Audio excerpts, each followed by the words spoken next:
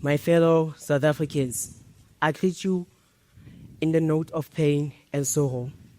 Our country is under siege because of the high rate of unemployment, high rate of crime, increasing rate in suicide, increasing rate in inequality, poverty, and lack of economic development. Ladies and gentlemen, there are people that are surviving day by day. People who don't know where the next meal will be coming from. So we get to be thinking that these people get to be having certain different ideologies towards the way in which we view the world. But the truth is, these people have lives that are filled with obstacles, setbacks, and risks. Ladies and gentlemen, standing before you today is Kutlwano Jakarta. So this national dialogue is going to turn their South African nightmare into their South African dream. Ladies and gentlemen, please hear me when I say, when the going gets tough, tough people get talking. So ladies and gentlemen, I am honored to stand right before you today and to tell you that this national dialogue is a call to action, a moment for us to reflect on our journey and chart a path forward that is prosperous, equitable, and also a way in which we can benefit from all aspects in which we can. So, ladies and gentlemen, as I get to be passing on to my next point, I'd be saying to you, as the person of which is referred to as preparatory. Okay, so ladies and gentlemen, the things of which I get to be needing to highlight right now are the following points. Ladies and gentlemen, if you get to be understanding my point as the person of the preparatory task team, I am honored to actually outline the purpose and actually outline the vision as well of this national dialogue. Ladies and gentlemen, our objective is to outline and to also engage in constructive discussions, share perspectives, and also identify solutions in which we can use for us to overcome our challenges. Ladies and gentlemen, this national dialogue is not only used in order for us to observe leaders, but also to promote sense of unity, promote purpose, and also to promote reliability within individuals. So, ladies and gentlemen, the preparatory work of which is uncovered, or should I say, like, completed by our team, have been encountered by our team, have been actually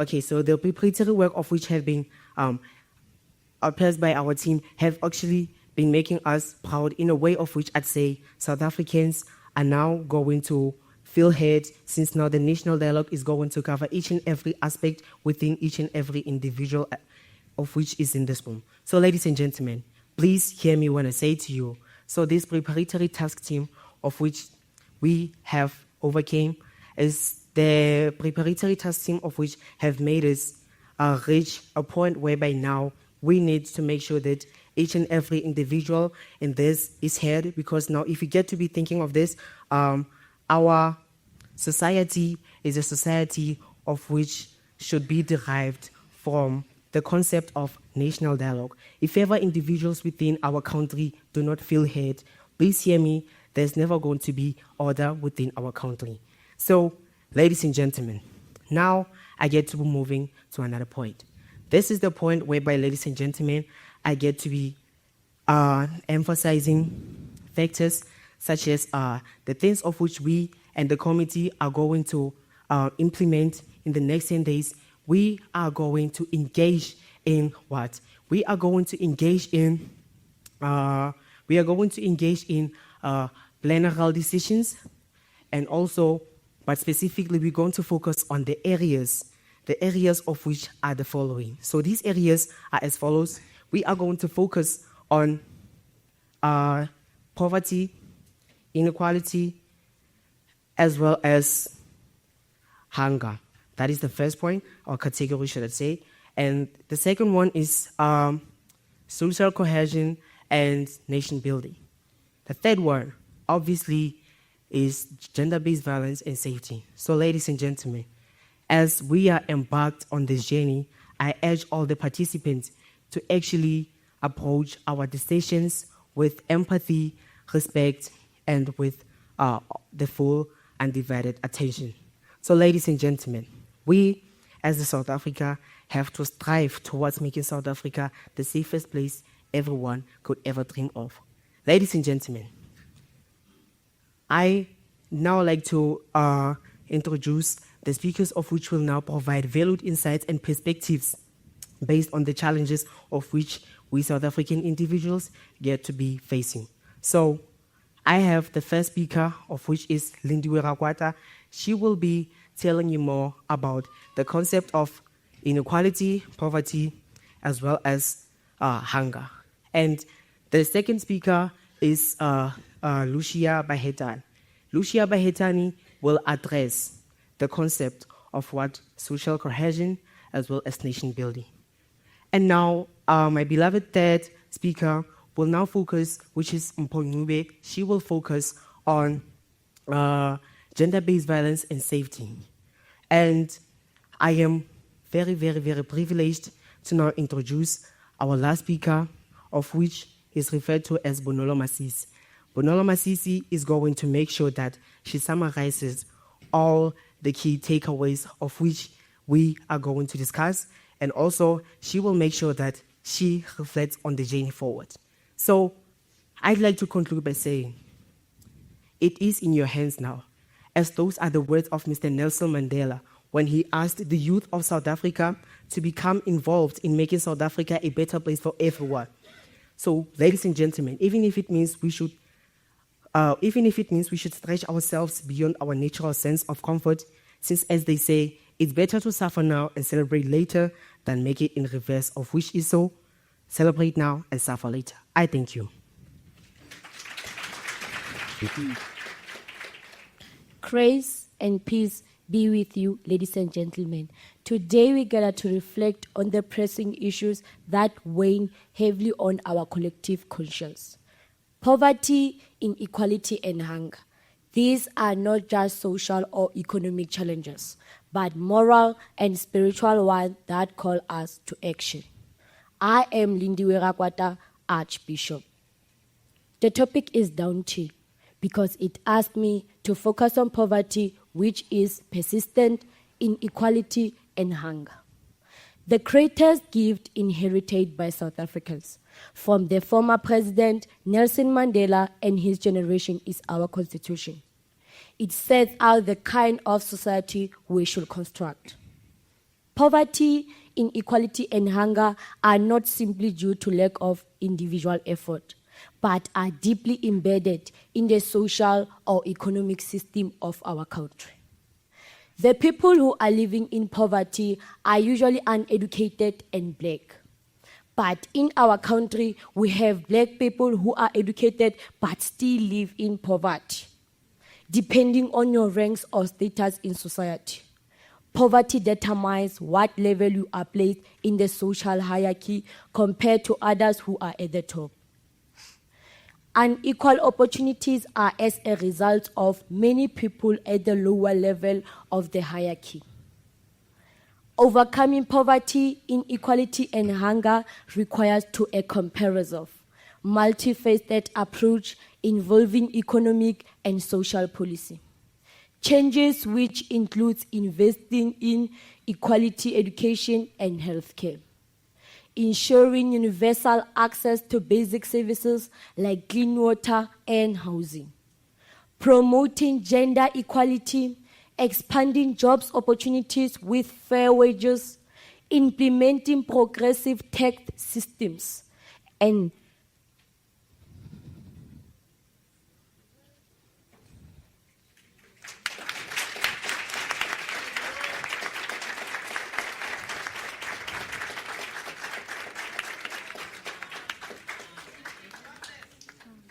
and robust social programs for the most vulnerable. Individual actions are encouraged to donate, volunteer for poverty-focused organizations to make a meaningful difference. Poverty, inequality, and hunger, they are not just social or economic challenges, but we can make it, together we can make it, together we must make it. I will now hand over to Lucia Behetane to tell you more about social cohesion and nation building.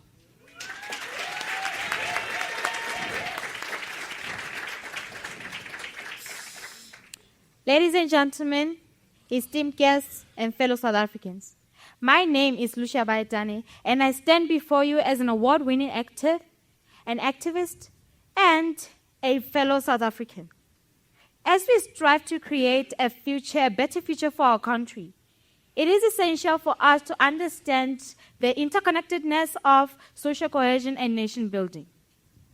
Today we have gathered to discuss a crucial topic of the national dialogue, focusing mainly on social cohesion and nation building. Social cohesion is the glue that holds our society together. It is built on principles of integration, inclusion, and mutual solidarity where everyone feels respected and valued. Trust and cooperation are fundamental to social cohesion, enabling us to overcome challenges and achieve great things. I firmly believe that when we work together, trust each other, and share common purpose, we can create a unified state that reflects our shared values and aspirations. Mutual solidarity is at the heart of social cohesion, where we stand together as one person. Nation building requires eradicating the divisions of our past and forging a new path forward, built on our shared values and aspirations to our collective destiny. A unified state is not just a political entity, but instead, it is a symbol of our shared humanity and our commitment to a better future. In the South African context, social cohesion and nation building are critical challenges that we must address. Our history of apartheid has left deep scars, and it is our collective responsibility to heal those wounds and create a better future. Our strength is our destiny, but only if we nurture social cohesion and nation building. As we move forward, it is essential for us to remember the importance of social cohesion and nation building. I believe that if we work together, trust each other, and share common purpose, we can build a unified state where every individual feels respected, included, and valued. We are people through other people. This means that we need other human beings in order for us to be human beings. As we move forward, and as we strive for a more cohesive and unified state, it is essential for us to measure our progress. We can do this by tracking indicators such as social trust, civic engagement, and mutual solidarity. By monitoring these indicators, we can identify areas where we need to improve and make informed decisions about how to allocate our resources. In conclusion, social cohesion and nation building are essential components of our long journey towards a better future. If we work together, trust each other, and share common purpose, we can create a unified state. Let us draw inspiration from my views about social cohesion and nation building and create a better future. And create a South Africa where everyone is just as equitable and prosperous as everyone else. Together we can make a difference. Together we must make a difference. I shall now hand over to Mpho Ncube to tell you about her thoughts of gender-based violence and safety. I thank you.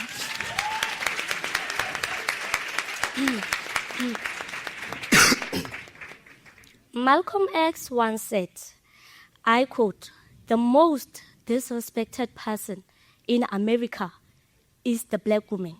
the most unprotected person in America is the black woman, and the most neglected person in America is the black woman, unquote.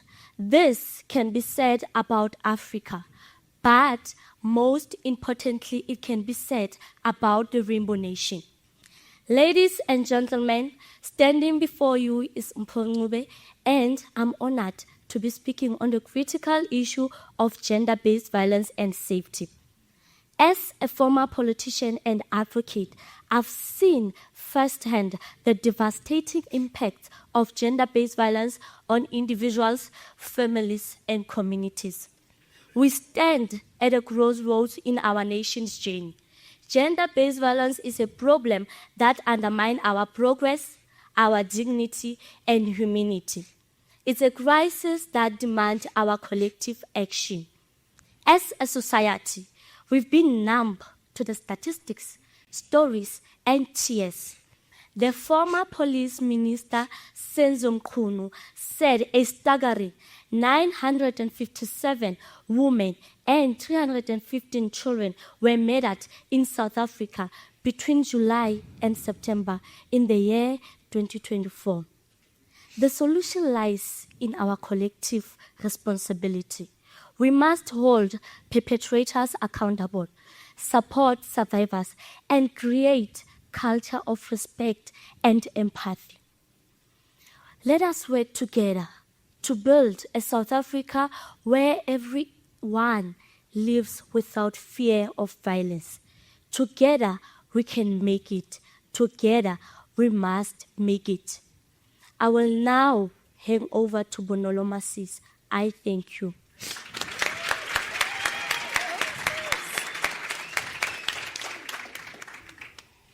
Honorable guests, esteemed speakers, and fellow South Africans, standing before you is Bonolo Masisi, and I am the chairperson of the steering committee. As the chairperson of the steering committee, I'm honored to bring our national dialogue to a close. As we conclude this national dialogue, I'm honored to reflect on the insightful discussions we've had. Our speakers have shared powerful perspectives, inspiring us to work together towards a better future. We've heard from those who've highlighted the urgent need to address poverty, inequality, and hunger. We've been reminded of the importance of social cohesion and nation building. And we faced harsh reality of gender-based violence and safety. Through all those conversations, we've gained a deep understanding of complexities and challenges we face. But most importantly, we've been reminded of our collective power to drive change. As we move forward, let's build on the momentum that is generated here today. Let's harness the energy and ideas shared during this dialogue to inform our policies, our actions, and our communities. To our government, civil society, and citizens, I urge you to continue with this conversation, to implore the voices of the marginalized, and to hold ourselves accountable for the change we seek. Together, we can build a brighter future for South Africa. Let's take the lessons and insights from this dialogue and turn them into tangible actions. Just like I've said, together we can build a brighter future for South Africa. Thank you, our speakers, participants, and our organizers. Let's continue this journey together with hope, determination, and collective action. I thank you all.